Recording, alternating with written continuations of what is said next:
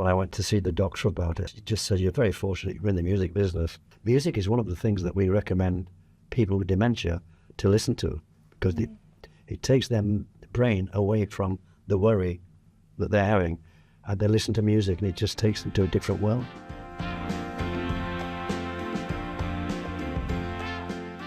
And you guys have together created a playlist of songs. It was really lovely because I had my nan there and my aunt and we all sat, and it's just about like just kind of reminding him of songs, and it just came out naturally. It's just about finding music that brings happiness and jogs memories, and we listen to it at like Sunday lunch and stuff, and it's just in the background.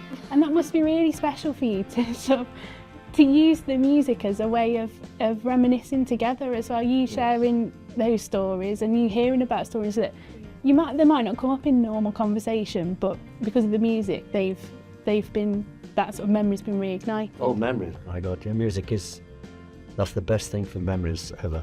Music takes you back donkey's years. Would you have any advice for anybody else who's wanting to create a playlist? Look between the ages of 10 and 30 because that's when you make the most memories. But also it should be an enjoyable experience. I know that like diagnosis like this can be hard and it's hard for everyone, but it's such a positive thing that we have music and that it can be such like a staple in a person's life. I've learned so much that I didn't know about Granddad, and I often listen to the playlist just by myself, just because it makes me so happy. It's interesting, isn't it, that music, it doesn't stimulate only one part of the brain, it stimulates multiple parts all at once. So if you have a condition like dementia where parts of the brain are damaged, there's still parts where music can reach, and that's what makes it such a wonderful intervention for people who are living with dementia. Yeah, absolutely. Oh, music is my thing, you know. It's just, I've lived with it all my life, loved it, and I'm lucky. I would perhaps recommend to somebody who's maybe living with dementia is, even if they don't play an instrument or aren't a musician already, maybe learning an instrument might be a really nice way of spending time in music, and can be a nice way to stimulate your brain. Would you agree with that? Absolutely, yes. Yeah. Absolutely. Yeah, music is the absolute thing for helping people. It really is. Is there anything you recommend for people living with dementia? Anything that a loved one could do? Creating a playlist together is a lovely way, as we've said, of spending time with that person, of reminiscing, and it has an amazing way of bringing back memories that you can share with one another.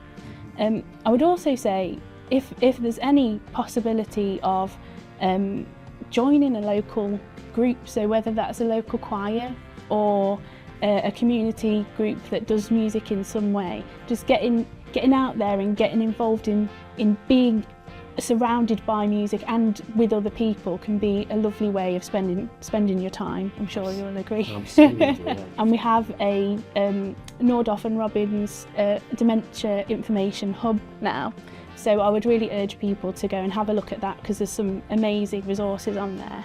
I actually had a little look at that, and I'd already found all my information that I used for Grandpa, but there was some stuff on there that I didn't realise, which I found really interesting.